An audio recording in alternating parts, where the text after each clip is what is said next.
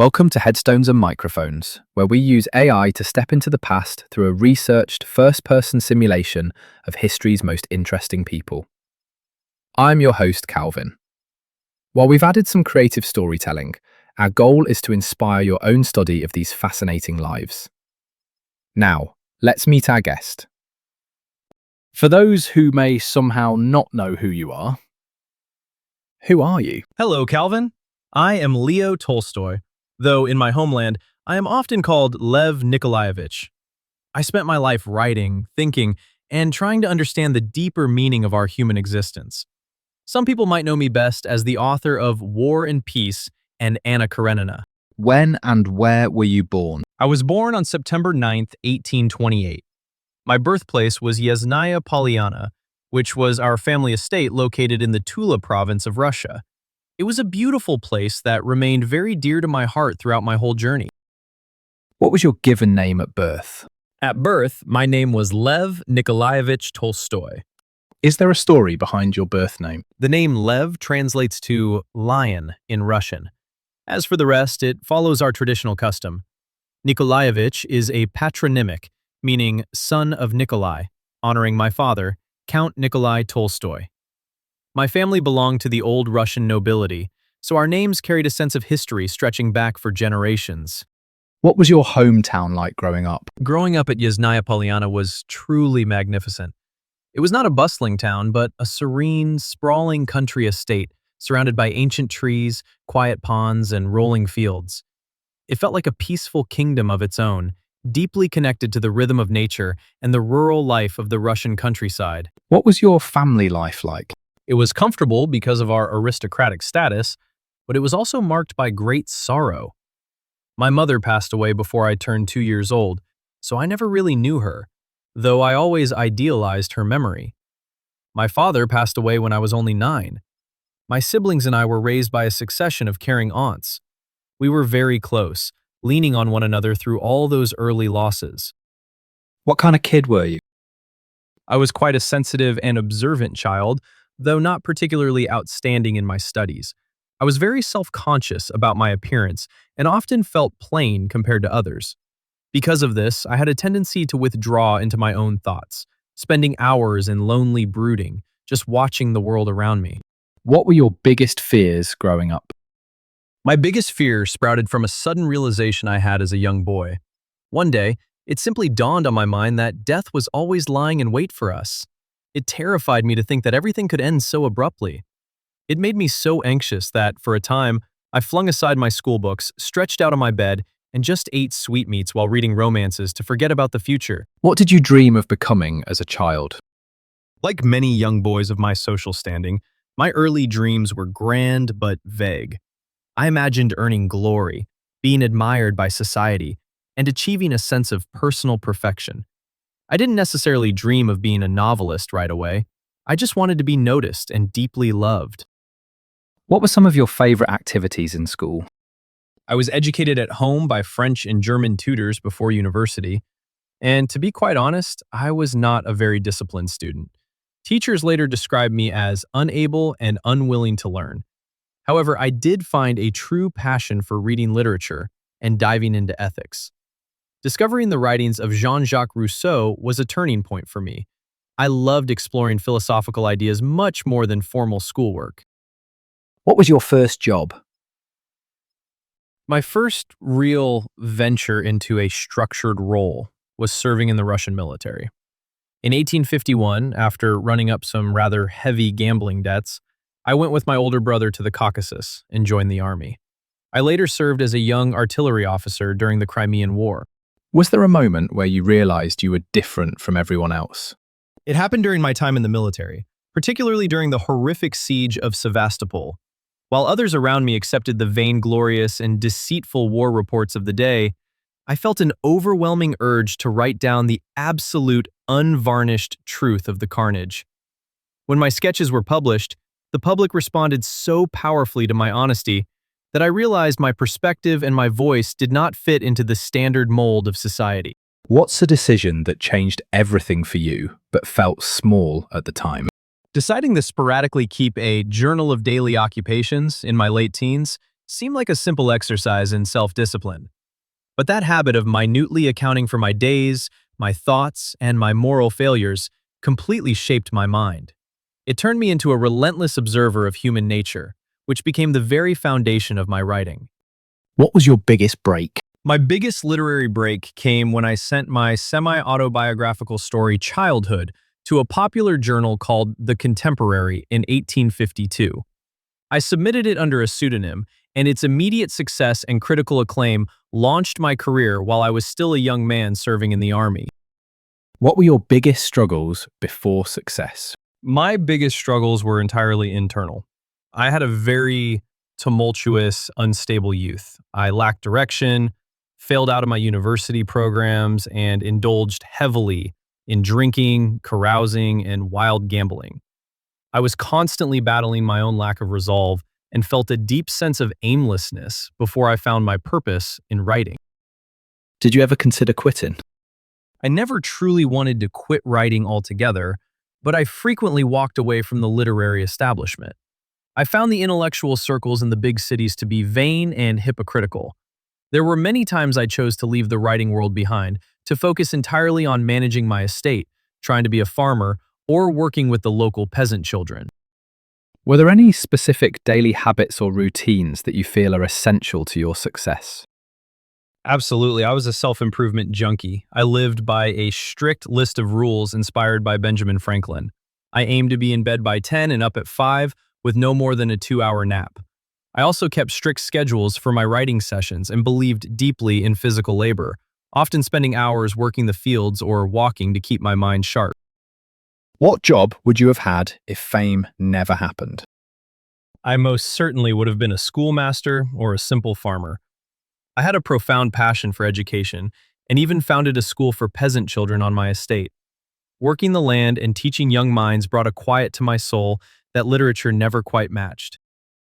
What was your life like before fame? It was a restless whirlwind. I was a young nobleman drifting between Moscow and St. Petersburg, attending social visits, throwing money away at card tables, and searching for something meaningful without knowing where to look. How did relationships change after success? Success created a strange barrier between me and the world. Within my own household, it eventually caused incredible tension. My wife, Sophia, was brilliant and helped me immensely. She copied the massive manuscript of War and Peace by hand multiple times. But as my success grew, I wanted to give away my wealth and copyright royalties, which led to painful friction with my family, who wished to maintain our comfortable lifestyle. Did fame bring happiness? No, fame did not bring true happiness. In fact, following the success of Anna Karenina, I plunged into a profound spiritual crisis. I realized that wealth and public adoration could not answer the fundamental questions of existence. Why am I here? And how should I live? What was the downside of becoming famous? The downside was the constant scrutiny and the loss of privacy. The Tsarist government put me under police surveillance because they were alarmed by my social and political writings. I felt like a hypocrite, living in a large, comfortable house as a wealthy nobleman while preaching simplicity, pacifism, and the renunciation of property. What misconceptions did people have about you? People often thought I was a grand, unapproachable prophet who lived on a mountaintop of pure wisdom. In reality, I was just a deeply flawed man wrestling daily with my own passions, my temper, and my hypocrisies. I was trying to learn how to be good, just like anyone else. What was your darkest moment? My darkest period came during that spiritual crisis in the late 1870s. I felt so utterly meaningless despite my fame and fortune that I had to hide thick cords so I would not hang myself from the rafters. And I stopped going out with a hunting rifle because I feared I would use it on myself. It was a terrifying void of despair. What past regrets did you carry that you spoke about? I carried immense regret for what I called my youthful sins. I wrote openly about my sorrow over my early years of debauchery, my brutal behavior during the war, and the way I treated others during my time as a reckless young aristocrat. My later novel, Resurrection, was deeply informed by those exact regrets. What's something people misunderstood about your life? Many people misunderstood my rejection of the organized church. Because the Russian Orthodox Church excommunicated me in 1901, people thought I was godless. But my actions came from a deep love for the core teachings of the Gospels, particularly the Sermon on the Mount and the concept of nonviolence. I simply could not support the rituals and the state-aligned power of the institution. Tell me about a time when everything went wrong and how did you handle it? When I first returned to Yasnaya Polyana from the university, I attempted to lead our farmhands and improve their lives through farming reforms. It went completely wrong. Because I was young, inexperienced, and frequently absent on social trips to Moscow, the serfs did not trust my grand ideas, and the effort failed miserably. I handled it by recognizing my own restlessness, pivoting away from farming for a time, and eventually entering the military. Did fame and fortune change your life? It changed my circumstances completely, elevating me to global prominence, but it also forced a radical transformation within me. It pushed me to look past material comfort and ultimately adopt a morally and physically ascetic lifestyle. I began wearing simple peasant clothing, making my own boots, and turning away from luxury. What personal battles were you fighting privately? I fought a daily battle against my own vanity, my pride, and my desire for physical comforts. Even as an old man striving for spiritual purity, I had to constantly fight my craving for sweet foods and the lingering temptations of my younger days. Who had the biggest influence on your life? Philosophically, Jean-Jacques Rousseau had a massive impact on my youth. Later in life, I was profoundly influenced by the simple faith and common sense of the Russian peasants. On a global scale, my correspondences with Mahatma Gandhi and my alignment with his ideas on nonviolent resistance were incredibly meaningful to me. What was life like in your final years? It was very intense and filled with emotional turmoil. My estate became a destination for thousands of followers, known as Tolstoyans, who moved nearby to practice our shared beliefs. Yet, inside my home, the conflict with my wife over my desire to renounce my property reached a breaking point, making my daily life incredibly strange. What were you working on in your career before you passed away? I was continuously writing essays, moral tracts, and diaries, focusing heavily on themes of pacifism, Christian anarchism, and criticizing the imperial autocracy. I was dedicated to spreading the message of universal love and non-resistance to evil. When and where and how did you pass away, and how old were you? I passed away on November 20th, 1910, at the age of 82. In the middle of a cold winter night, desperate to escape the tensions at home, I slipped away from my estate on a train to seek a quiet refuge. I fell ill with pneumonia during the journey and passed away at the remote Astapovo railway station. What's a random fact about you most people have never heard? I was completely obsessed with eggs. In my later years, when sweet pastries were off limits, I lived off a rotating menu of 12 different egg dishes, including poached eggs with croutons and even an omelet served in soup. What's the craziest rumor ever told about you? Because of my radical ideas about giving up wealth and living like a peasant, rumors spread that I had completely lost my sanity and that my family had to legally step in to manage my mind.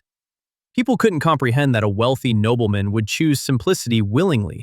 What was your most unique habit? My most unique habit was my absolute refusal to let a day pass without minutely recording every single one of my thoughts and actions in my diary.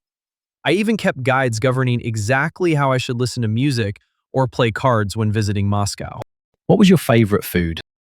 Aside from my beloved egg dishes, I was incredibly fond of a simple, traditional Russian fermented rye bread drink called kvass. A pitcher of kvass made from dried brown crusts was always on our table, and on special occasions, I loved a very sour lemon pie made by my wife. Did you have a favorite restaurant?